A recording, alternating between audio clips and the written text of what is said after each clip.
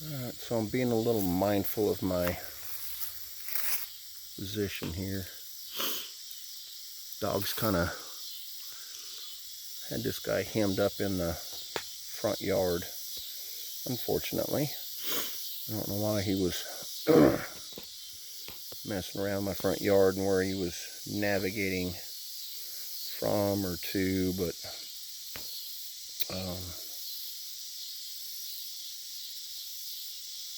well, anyway, it's a really classic example of a velvet-tailed rattlesnake. And so I'm going to zoom in here and hopefully show that. He had 9 buttons in a rattle. I mean, 9 rattles in a button, sorry. But you can see that black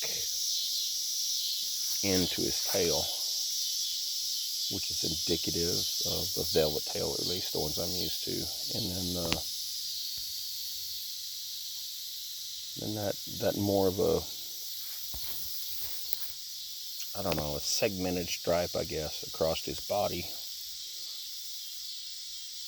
as opposed to, you know, a diamondback or a timber rattler. So for Pete, this is absolutely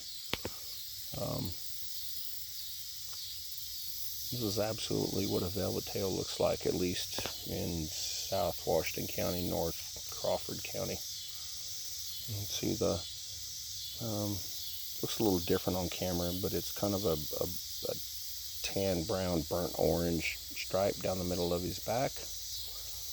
And yeah, and then that very cool, very sexy, velvety tail. So I took him down here to Fall Creek, which crow flies is about far away from my house, but there's really not a lot of people down here. And the river's right here, so he's got lots of frogs to catch, and I'm sure there's rabbits and rats and different things. So rather than let the dogs kill him, her, whichever it is, even though they got his rattle off, which I got a picture of and I'll keep. I'm gonna let this guy go and let him go live his life. He's been around for about 10 years. It'd be a damn shame for some insensitive person that was just scared of snakes to end his life, or thought that would make a really cool hat band. So I opt to relocate him and hope he doesn't bother anybody else, and he can spend the rest of his life in the wilderness where he belongs, doing what snakes do, and that's rodent control, and so we don't have to do so much. So I'm going to show you the unboxing of this guy, and hopefully he won't run at me so I don't have to squeal like a little girl. He'll just go on about his merry way, because I lay this down this way and he can just go out. And we'll give him a second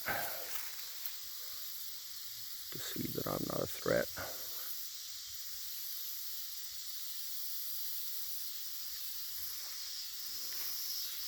Again, after having 3 pretty aggressive dogs work on him, pin him up, make him defensive, and then they actually got him twice. Gave him the big healthy shake, and you see him coming out? Gave him the big healthy shake, and they'd have killed him. And they'd have killed him without getting bit. They're just, they're that good. So there the guy goes. And we'll leave him alone. He's thick. I'm guessing he's and the camera doesn't do this justice, but he's every bit of 4 foot. He's not 5 foot. You can see him there. So he's back in protective mode, and he knows he's out of his pen, and we still need to get the hell away from him. And he's shaking his tail. There's that velvet tail. He's telling me to leave him alone.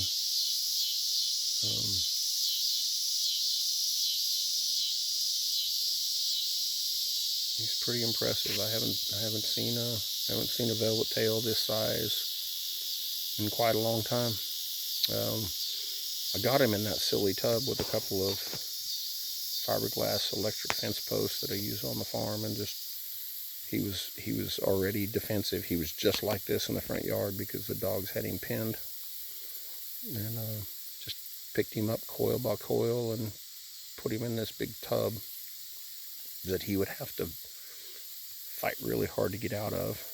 And then I put a cap tub on top of it just so he couldn't get out accidentally. Put him in the trunk of the car, and here we are. So this is not a Mexican standoff. I'm going to go away and leave this young man, or this old guy,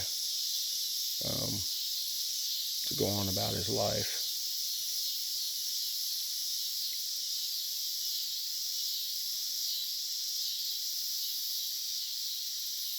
Pick up my toys and go home.